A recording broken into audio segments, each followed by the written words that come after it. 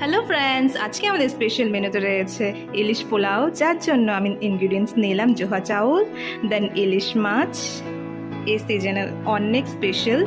দেন ingredients লাগবে আমাদের আদা নিয়েছি, শুকনো মরিচ, জিরে, হলুদ, নুন। এখন নেক্সট স্টেপ হলো আমি শুকনো মরিচটা ভিজিয়ে রেখেছি, দেন এটাকে গ্রাইন্ড করে নেব, তারপর আদা বেটে নেব, দেন জিরে। এখন আমার আদা বাটা কমপ্লিট, দেন এখানে শুকনো মরিচ বেটে নিলাম। তারপর নেক্সট স্টেপ হলো চাউলটাকে ধুয়ে আধ ঘন্টার জন্য জল ঝরিয়ে রাখবো। এখন আমরা কড়াইতে তেল দিয়ে তাতে জিরে ফোড়ন দিয়ে খানিকক্ষণ নাড়িয়ে তারপর একে একে রেডি করে রাখা মশলাগুলো দিয়ে ভালো মতন নাড়িয়ে নিতে হবে যাতে সেই কাঁচা গন্ধটা চলে যায়। তারপর স্বাদ মতো নুন, হলদি আপনারা দিয়ে নেবেন।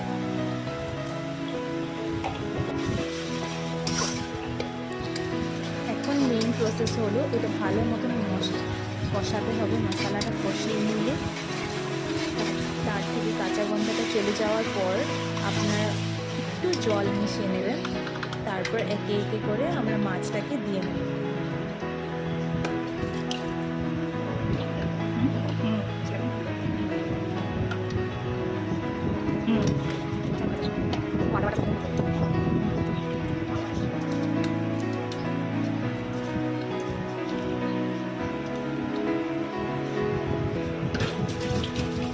মাছগুলোকে অনেক হালকাভাবে ছাড়তে হবে, কেন কি আমরা মাছগুলো ভাজিনি, তার জন্য কাঁচা থাকাতে আমাদের অনেক হালকাভাবে দিতে হবে।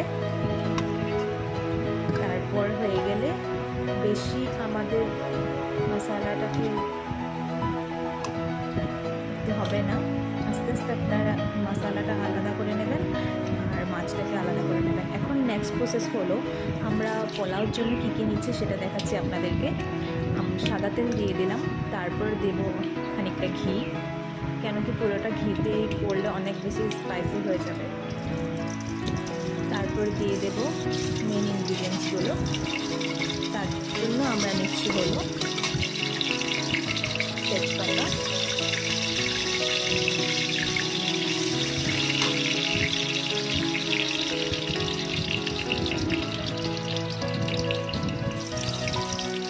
গোটা গরম মশলা, এটাকে একটু নাড়িয়ে নিতে হবে এটা ফ্লেভারটা আসার জন্য। এটার সাথে সাথে আমরা দিয়ে দেবো কাজু,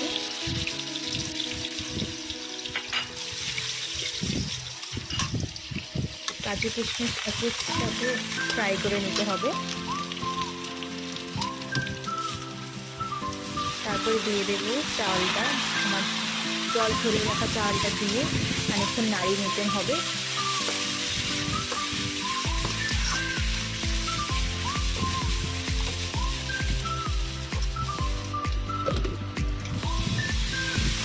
সাথে আমরা ইউজ করছি এক্সট্রা, আমরা নুন বা হলদি ইউজ করছি না, বিকজ যে ভেজে রাখার মশলাটা ছিল সেটা দিয়েই আমরা চাউলটাকে ভালো মতন ফ্রাই করে নেব।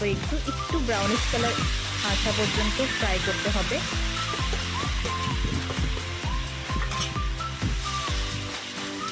অলরেডি মশলাতে আমাদের নুন হলুদ দেওয়া ছিল, যার জন্য আমরা এক্সট্রা ইউজ করছি না।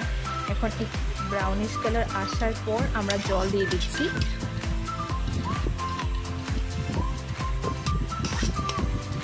জল দিয়ে খানিকক্ষণ নাড়িয়ে তারপর হয়ে যাওয়ার পর আমরা আলতোভাবে মাছগুলোকে দিয়ে নিচ্ছি। মাছগুলো হালকাভাবে দিতে হবে, দিয়ে আমরা ভাতটা দিয়ে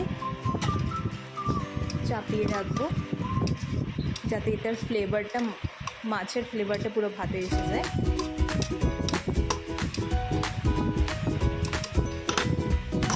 এটাই হলো মেন পোলাওয়ের রেসিপি। কেমন হয়েছে বলো? দারুণ।